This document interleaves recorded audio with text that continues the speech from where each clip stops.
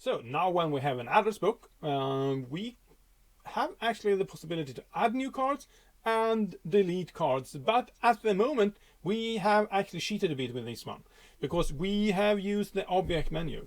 Because in here we have both a new card and delete card. And this is actually not there if you build a standalone, because then that menu that you have at the top there, it's not there. So we need to fix that in some way. So let's go to the next card, and what I would like to do is that I would like to add 2 more buttons up here. One for add and one for delete. So again, I will use the SVG icon and grab that one and that one. And in this case, I just would like to emphasize this one a little bit. It will not be this big in a short while, but when aligning things, when setting the size of things in LiveCode, well, it uses the first selected control as the base. And that is when you get used to that, it's actually really powerful. Because if to emphasize this even more, if I set them like this, then when I do select this one, and then that one, and that one, then if I bring up the inspector, it says multiple objects. Then if I go to the last tab here, here I can say make rects equal, and what happens is that they get the exact same size. And now, as this one is the first selected, then it will put them based on that selection. So if I now do like this, align objects bottom, it will not use that one, it will still use that one. Now I could of course use align top if I had been in some kind of other program that uses the top of the topmost element, that is the most common thing. And now when I have them here, I could continue with this one, but what I would like to do is that I would like to move that a little bit closer like that, and then let's bring up that one also.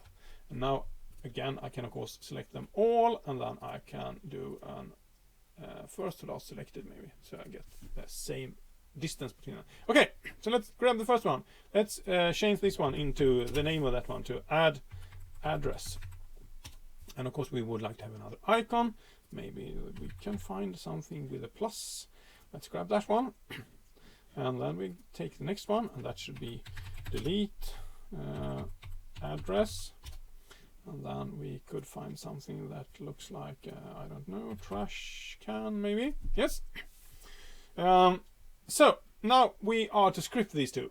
So first let's grab this one and right click and select edit script. Okay, we know that we probably want a mouse up handler because we used that one before, because that will fire when we click on the object. And if you don't know what to write then, well, bring up the dictionary. And in the dictionary, in the search box, you can kind of hunt. So let's see, add, I would like to add something. Add number to, no. Add data, add, no, that was not, okay, let's try something else. Create alias, create card. Oh, look at this one, create card. That sounds good. And now it says in the syntax, it says create card, and then it is between brackets card name and in stack. So when it is in brackets, that means that that is optional. So you don't write it like that, but you can add that if you want to. So you can add a create card, but you can also say add, you can say create card and then welcome, and then it will create a card named welcome. And then you can also finally create that card in a specific stack if you want to.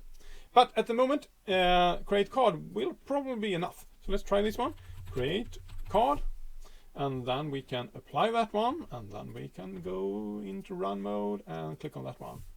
And look at this, we have a new blank card where we could add Susan Johnson. And this is probably a Swedish spelling, this is the English spelling. Well, anyway, we have Susan Johnson here now in our address book. But where did the buttons go? Well, at the moment we just added them to the card and they are not in the background group. So let's go back to the previous card. Here we have the buttons. So how do I get them into the group? Well, again, we've done this. I can grab those two. I can cut them. And then I can paste them into the group. But how do I get to the group? Well, you need to ensure that this one is in the select grouped mode. So now I select the group, and then I can right click and paste into group, and now they are placed in the group. So now if I go into run mode and go to the next card, you see that they are there all the time. So let's see again, we need to select individual controls. So let's grab this one and see what should we write here in the delete address. Now something strange happened here. Maybe I should close this one to ensure, because that one should be empty. Yes, now it is empty. Okay, so what should I write here? Well, of course we need an on mouse up. And is there a delete card maybe, or remove card? Delete chunk, delete object. What kind of object can that be? Oh, look at this one, delete this card. Okay, let's try that one. Delete this card. Okay, so now let's go into run mode and try again. Delete. And nothing happened. Well, it did happen.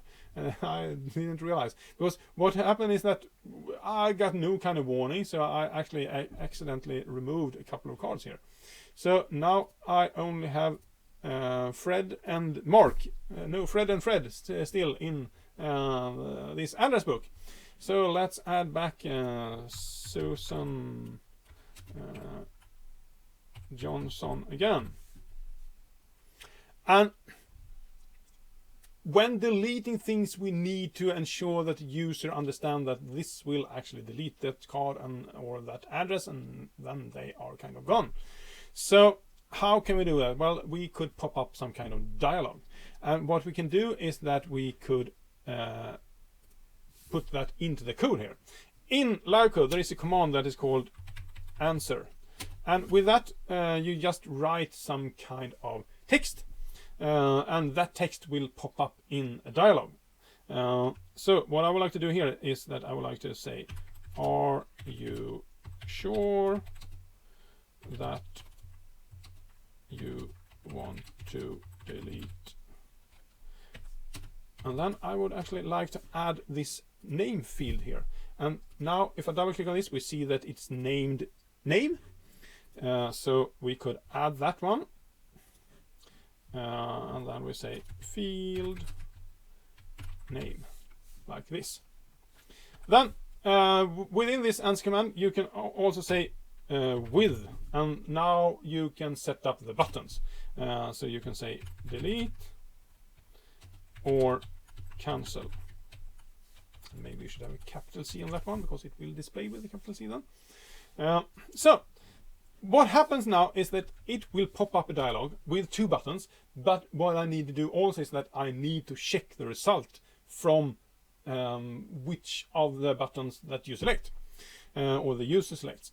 So how do I do that? Where can I see the answer for this one? Well, in LiveCode there are two kind of special variables that you will use a lot of times, and one is called the result and the other is called it. And in this case, answer places your answer in the it variable. And if you would like to read more about that, you can of course find the answer here, and I will come back to this shortly. But down here it says, if I scroll down, it says value. This is the return value. It says it. The name of the button the user chooses is placed in the it variable.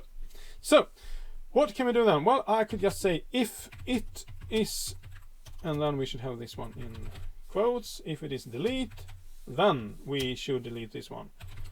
And otherwise we shouldn't do anything. So then it could just close this one. Every if statement needs an end if to tell where it ends, because you can have multiple commands within the if statement. I will come back to this when we look into more programming tasks later on.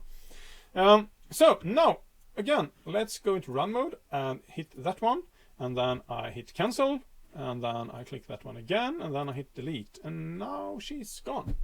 So that was actually working.